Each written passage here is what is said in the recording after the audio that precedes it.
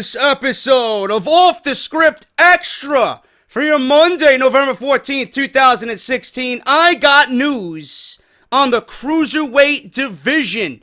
What does Vince McMahon really think of the Cruiserweight Division, and what does their future hold following the Survivor Series? I also got news on what Vince McMahon really wants for Brock Lesnar at WrestleMania 33. Also news on Anderson and Gallows, formerly of the Club. What do they think of their current status in WWE? And are they unhappy with their creative direction on Monday Night Raw? All this today on Off the Script Extra. See you guys in a little bit. JD from New York, 206. It's time for Off the Script. Big Show and Ryback, Strowman and Roman. Get off my fucking TV and save me the misery. And all you fucking goons, just grab a cold beer. The man of the hour is finally here. JD from New York, 206. It's time for Off the Script. JD from New York, 206. It's time for Off the Script.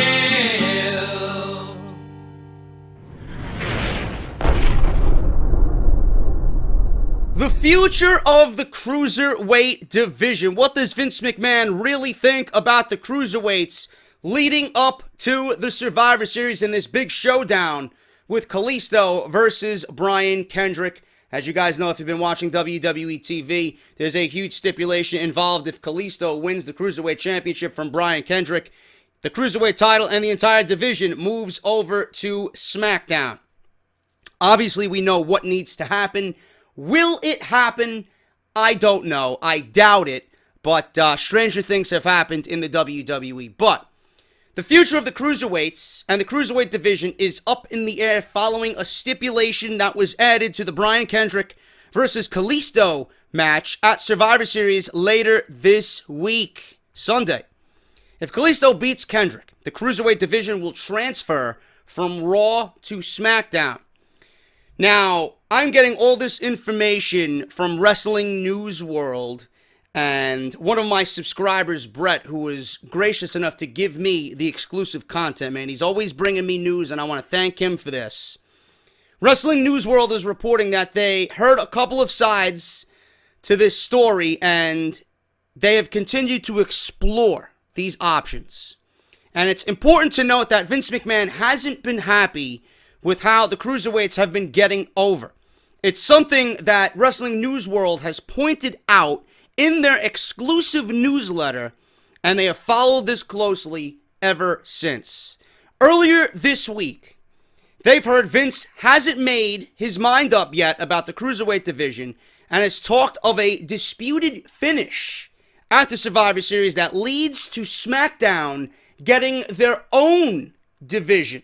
Instead of transferring the entire division from Raw to SmackDown, that there will be a disputed finish, and either Shane, Brian, or both parties will lobby to get half of the Cruiserweights that are signed to the WWE on SmackDown so that they have their own division. Even before the Cruiserweights debuted on Raw, talk had already started that SmackDown could be getting a division of their own. I actually reported that right here on Off the Script.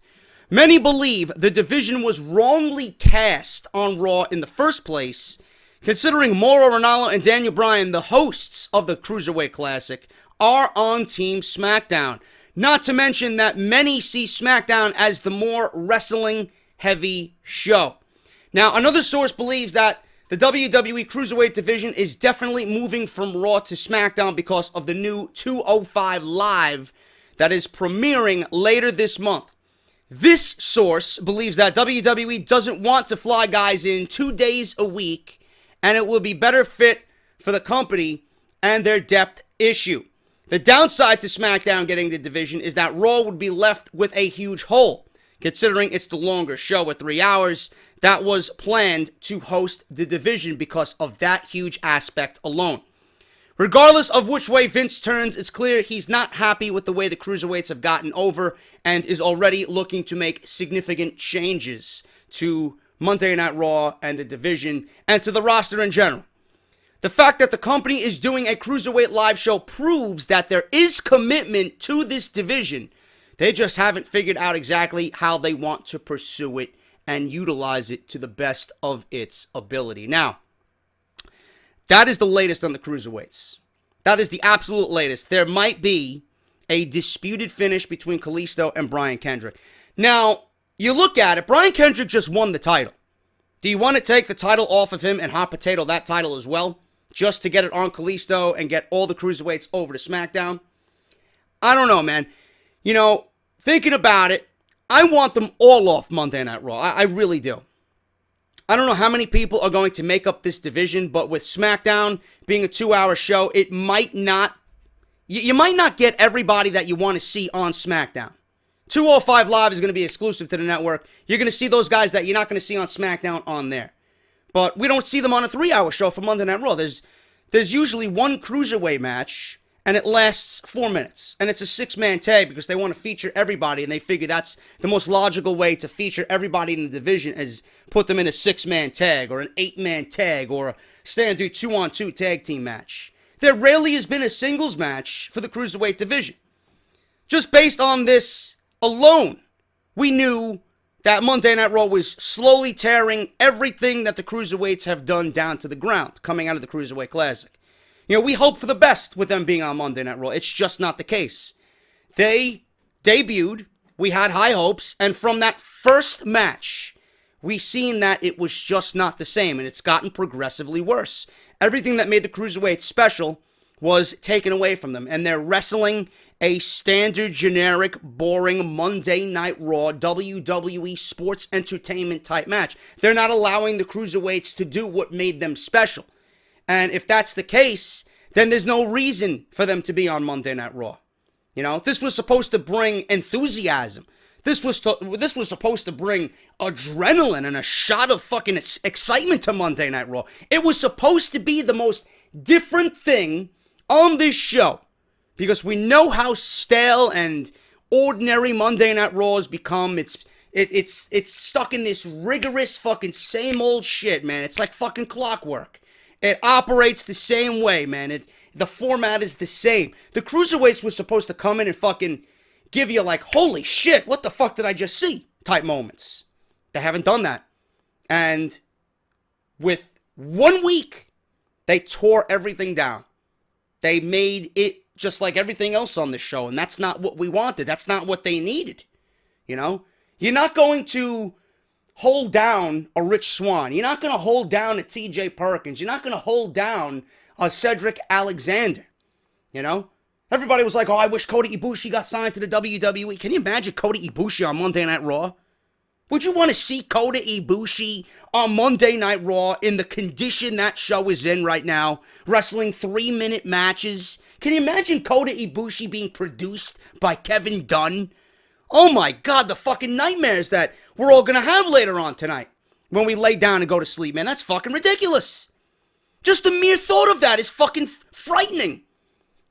They fucked up, and it goes back to the people in command. Vince, Kevin Dunn, everybody else that's running Monday Night Raw. They don't know how to handle anything that is not the typical Monday Night Raw bullshit.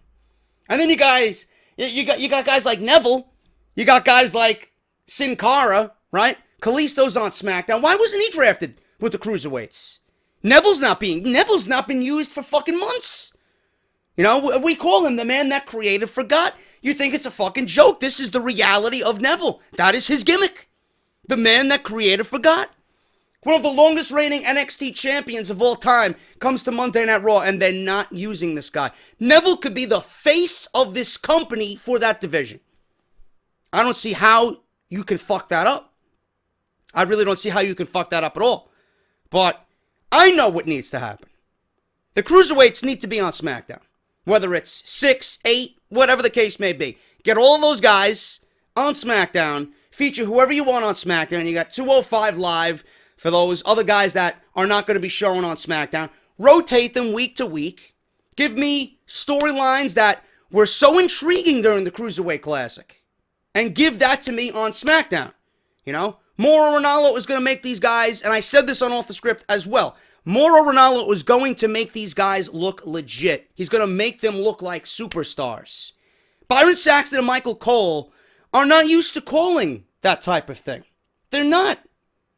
And you need to get them where they're going to shine. You need to get them on a show where they're going to shine. Monday Night Raw is like death for a career. The way it is right now, it is death for a career. You got to get rid of this division, move it over to SmackDown, because Vince and Kevin Dunn, they just don't care. If they cared about it, then it would have been shown the same way we seen with the Cruiserweight Classic. It boils down to Vince McMahon and Kevin Dunn not caring about this show.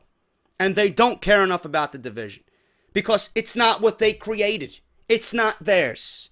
You know, they're not going to nurture it. They're not going to learn about it. They're not going to invest their time in it. They're not going to think creatively about it. They're not going to put the time in to get to know the talent and watch the talent and get these guys over, because it is not their creation.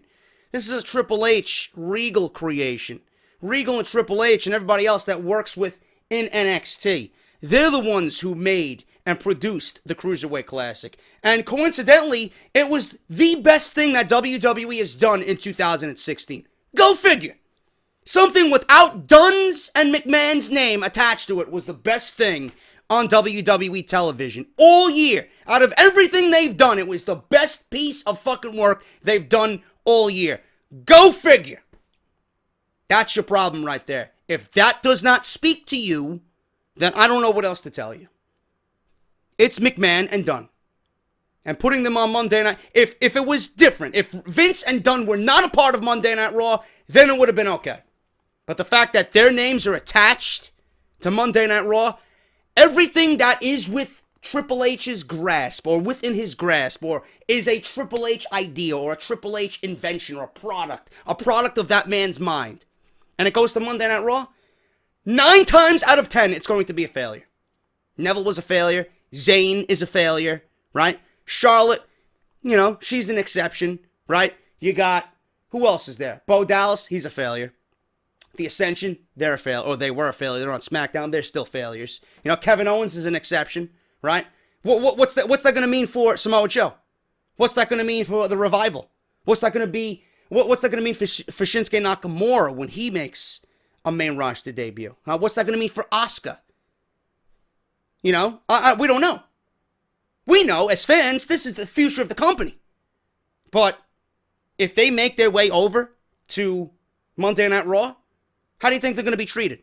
Just like everybody else. Finn Balor's another exception, you know? Because there's no way that you're going to treat Finn Balor like a Bo Dallas. You know, he pretty much had to succeed. They knew he had to succeed. They put so much energy and the face paint and the character and the demon and the story that's all behind. There's no way that they were going to hold him back. They pretty much had to, whether you liked him or not, whether Dunn or McMahon liked him or not. That's money right there. But the Cruiserweights, they haven't done anything because it's not what Vince created. It's not what Vince wanted. It's what Triple H wanted. It succeeded. Vince knew it was a fucking big deal when it was over. Now he has it, and he's fucking it up because it's not his idea. He doesn't care about it.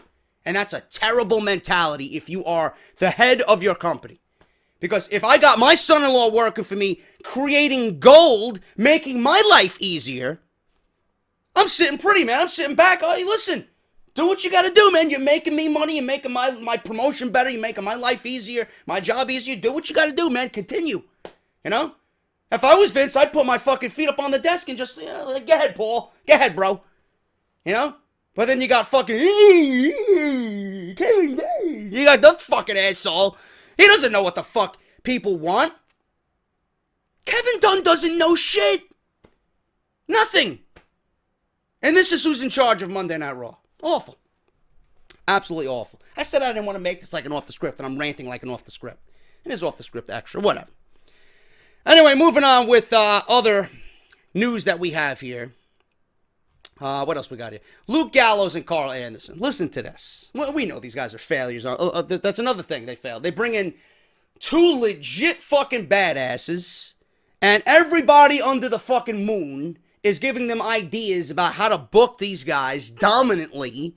I even threw my name into the fucking ring, how to book these guys, and WWE has let them die a fucking painful death. Honestly. Terrible. Wrestling News World now is hearing that Luke Gallows and Karl Anderson are very unhappy in WWE right now and are pushing to be switched to Smackdown to reunite as the club with AJ Styles. I wonder why they're unhappy. Doesn't take a fucking rocket scientist to figure that one out. Initially, Vince didn't want to switch guys from Raw to SmackDown and vice versa until next year. But he softened on that stance a little bit as of late. With talk of moving the entire Cruiserweight division to SmackDown, Vince hasn't made up his mind yet on that. As I just mentioned, a disputed finish at Survivor Series, which leads SmackDown to get their own Cruiserweight division. Yet another championship created for the company. It has also opened up internal conversations about moving other talent from Raw to SmackDown and from SmackDown to Raw. When the club was split, they really didn't do much. You know, they weren't doing anything. They were jobbing to Roman Reigns. They were just there. You know, they were appetizers for fucking Roman Reigns. And when they were split, there wasn't logic or thought behind it at all.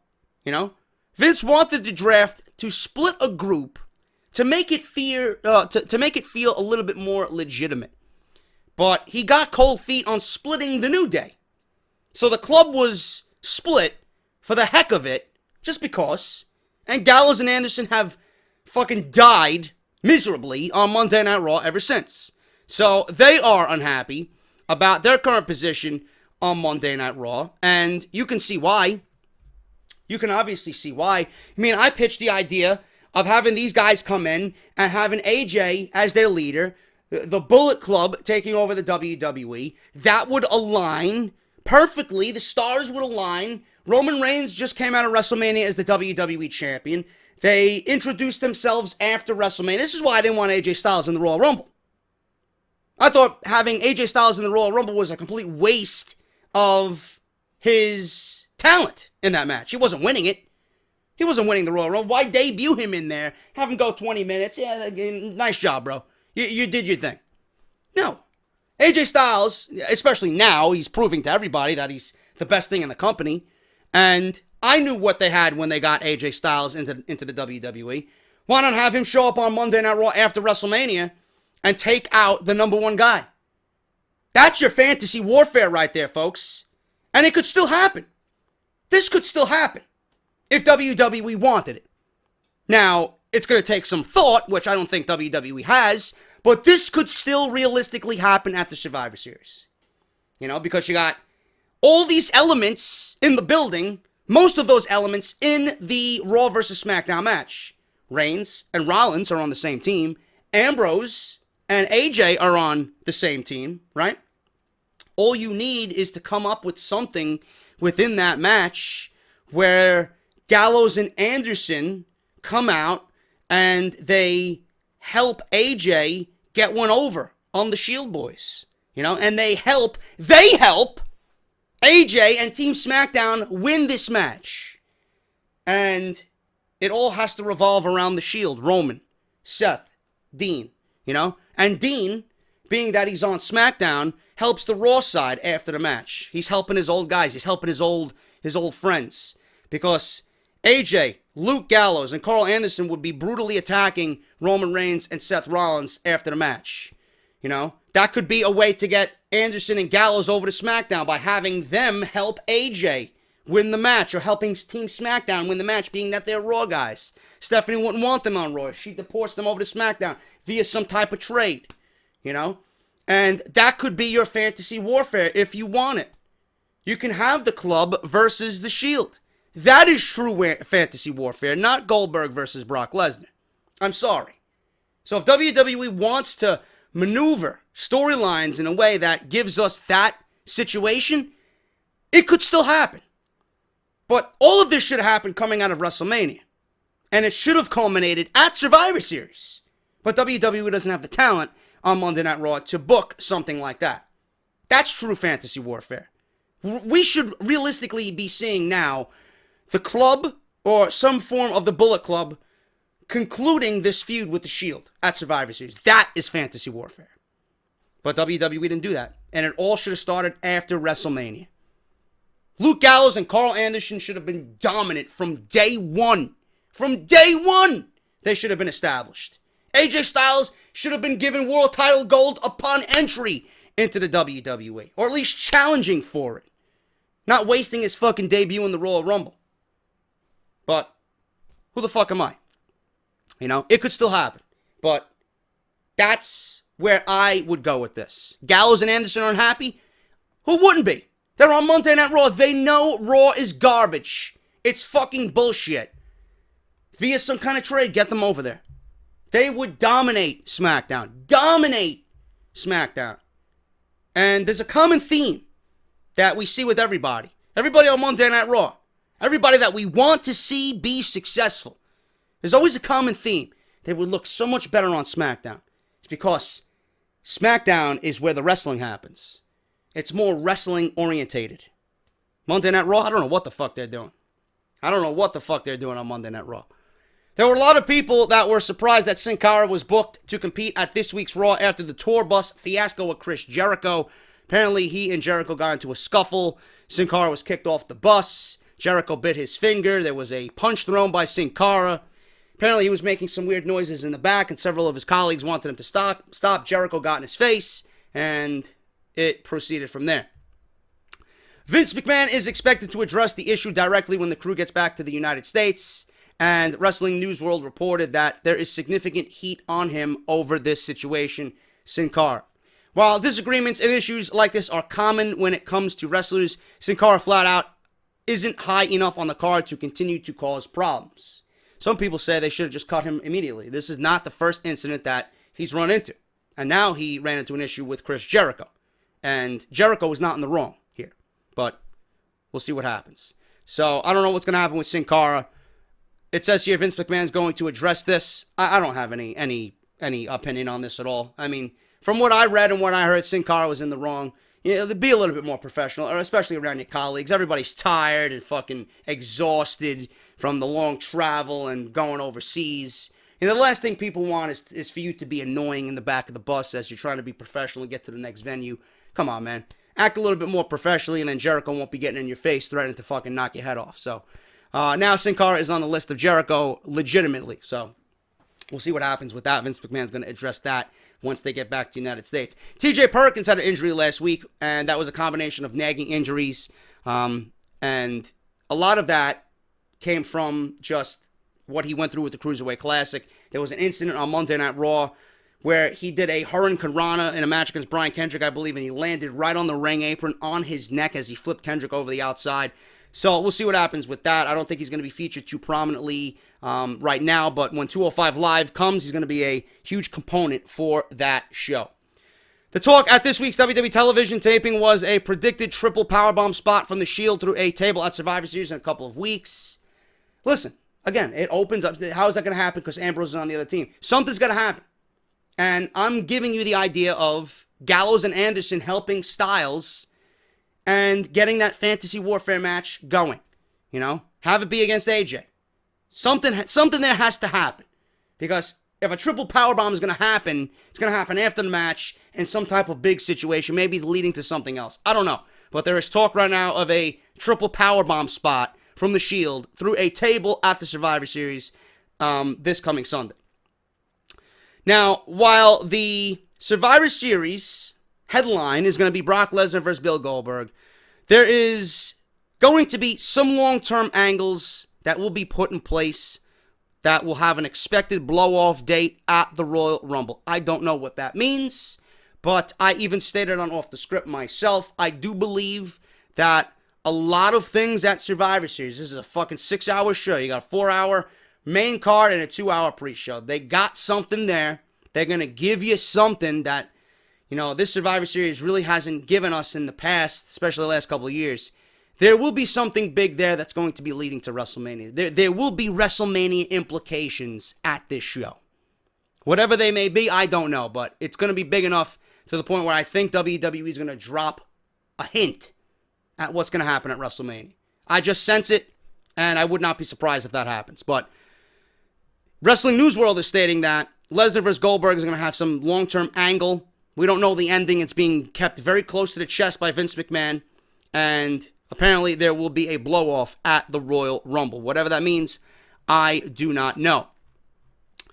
We got other news here. We got the possibility of Samoa Joe appearing at Survivor Series is there. But nobody can confirm this as of right now. I don't expect him to beat Nakamura at NXT TakeOver Toronto the night before. So his call-up to the main roster, or I should say demotion to either Monday Night Raw. It won't be a demotion on SmackDown, which I hope he goes to. But if he goes to Monday Night Raw, it will certainly be a demotion. His call-up to the main roster is near. It's fucking right around the corner. So Samoa Joe could be at Survivor Series, but nobody is going to confirm that as of right now. Edge is booked for next week's SmackDown, and WWE, both Vince McMahon and Triple H, hope to get him on television more regularly. They want Edge on television a little bit more frequently. And finally, guys, Vince McMahon note here about Brock Lesnar. This is what he really wants when it comes to Brock Lesnar. An interesting note there about Brock Lesnar, that there has been discussions about Shane McMahon versus Brock Lesnar at WrestleMania 33 next year. The match Vince McMahon has wanted for years is The Rock, Dwayne Johnson versus Brock Lesnar, and it's looking less likely that The Rock will be available for Orlando. Triple H would prefer to go with a younger talent to go against Lesnar, with him getting a newer talent over, possibly someone currently in the top of the card down in NXT. Vince felt they wasted Brock this year with Dean Ambrose and that match that they had at WrestleMania 32, and wants to make a huge splash with Lesnar at WrestleMania 33 to pretty much erase whatever memories people have of that terrible Dean Ambrose match at WrestleMania 32 in Arlington, Texas. I am with Triple H on this one. I'm with Vince McMahon on this one as well. You know, I don't want to see Shane McMahon versus Brock Lesnar. I don't. I think Samoa Joe would be a perfect opponent for Brock Lesnar. Make it happen. Again, that is a true fantasy warfare match. There's only two people, and I've stated this several times, there's only two people in WWE that would make a legit match with Brock Lesnar. Must fucking see. And there's only two people on the roster that I want Brock Lesnar to put over. It's not anybody on the main roster at all. And people are telling me, JD, what do you think about a Finn Balor versus Brock Lesnar match? No, it's not believable. It's not believable. The reason why Brock Lesnar is so fucking great at what he does is because he is believable. He is a legit badass. He's a legit fucking badass. And he makes you hyped and believe in what he is saying. There's nobody else right now on the main roster that is that way. The only other person that is that way in the WWE, I don't give a shit how old he is. I don't. Age to me means nothing, dude. Nothing. Samoa Joe is the only one, and I've been praising him for months. Samoa Joe is the only other heel in the WWE that is a legit fucking heel. Everything he does, down to body language and mannerisms and the way he speaks and the way he comes off, his interactions with Regal, his interactions with Nakamura, his demands to get Nakamura back on the show, if not give him the fucking title back. Everything that you've seen leading up to this match with Nakamura at Toronto, Joe is legit. He is on level with Brock Lesnar. And that is what I want against Brock Lesnar. The same thing with Nakamura. Everybody coming to me and saying, JD, Nakamura is a joke. It would be a fucking joke, Nakamura versus Brock Lesnar. Why? Let me see Nakamura kick you in the fucking face and have you come to me and say, oh yeah, JD, Nakamura is a fucking joke. The guy's got fucking MMA training, bro. The guy's fucking, he can kill with his fucking moves. Give me a break. Why don't you go ask AJ Styles? Because I seen the match. I don't talk about it, but I do. At Wrestle Kingdom, I seen it. Why don't you go ask AJ Styles how he felt after that match? If Nakamura is not legit enough to go against Brock Lesnar. Are you fucking out of your mind? Those are the only two fucking people. The only two people. Not a Roman Reigns, not a Kevin Owens, not even an Undertaker. Those are the men that are going to give you legit results when it comes to Brock Lesnar. The only two men Joe being the first one. And if WWE doesn't book Joe to team to be the handpicked man for Shane McMahon, then they're doing it all wrong. Obviously, there has to be some type of conclusion here from SummerSlam. I wouldn't be surprised if WWE ignores what happened at SummerSlam with Lesnar attacking Shane McMahon, because it wouldn't be the first time. They're doing it right now with Triple H and Seth Rollins. And by the time that feud picks up again, which is hopefully for the Royal Rumble, because I don't think they're going to go to WrestleMania. And if they do, nobody's going to fucking care. Royal Rumble is the best pay-per-view, the best event to blow off that feud, because they've already gotten people disinterested in it. You had him come out, you gave the title to Kevin Owens, he pedigrees Roman Reigns and Seth Rollins, but what does it mean? They didn't follow up on anything. There's no invasion, there's no NXT invasion, Triple H is not leading a new group of guys against, the former Shield, in which they reconstruct the former Shield to take down the Authority, the big creative figure here in Triple H. None of that happened. None of it happened. And now we're sitting wondering, when's Triple H coming back? When is he going to give us the answers that we got, or that we want? Why did he give the title to Kevin Owens? 6 months later? Who the fuck is going to care about it 6 months later? Nobody. If WWE doesn't do Samoa Joe at WrestleMania against Brock Lesnar, they are doing it all wrong. All wrong. And Samoa Joe needs to win. Samoa Joe needs to win. I think it's time. It's either Joe or Nakamura. Nakamura is going to be in NXT for the next year. I don't see him being called up. Joe is going to be in line to be called up. That's what you do. You put him on Smackdown, and then you have a true fantasy warfare. He's going to be the handpicked man by Shane McMahon to get revenge on Brock Lesnar for everything that he's done at SummerSlam, beating Bill Goldberg to fucking a bloody pulp at Survivor Series, whatever else they want to do with him, leading to the Royal Rumble and to WrestleMania. Samoa Joe needs to be the man. That's it. I don't give a fuck how you do it. I don't give a fuck how you get there. Samoa Joe needs to be the man. If Vince McMahon wants to make a big splash, that alone is the biggest splash you need. Take my money.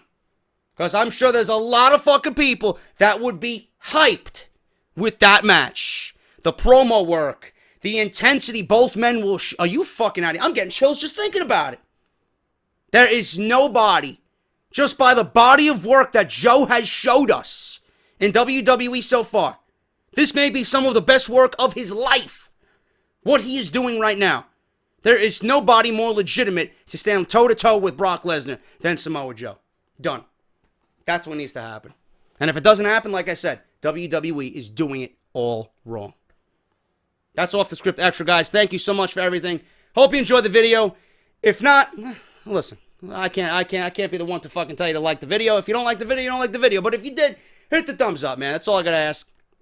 And I will be back with Monday Night Raw review. I'll be back tonight live after the show goes off the air to pretty much give you a rant and rave and fucking complain about everything that WWE did wrong as usual on Monday night. So join me then, and Off the Script will be back for episode 144 on Friday. I'm going to have a slew of Survivor Series news coming for you guys this week, and stay tuned to the channel, man, because you're not going to miss it. I'm going to have all the latest news going into Survivor Series news and rumors, hopefully planned finishes, what WWE's got going on, predictions, everything's coming for Survivor Series, so don't go anywhere, man. Also included in that is NXT, so we're going to be talking about that as well. I'm JD. Thank you guys so much for watching. Hit that thumbs up. Leave me a comment down below. Check out all the videos that you haven't seen this week down in the description, and I will be back tonight for Monday Night Raw. Until then, take care. Have a great Monday, and I'll see you guys later.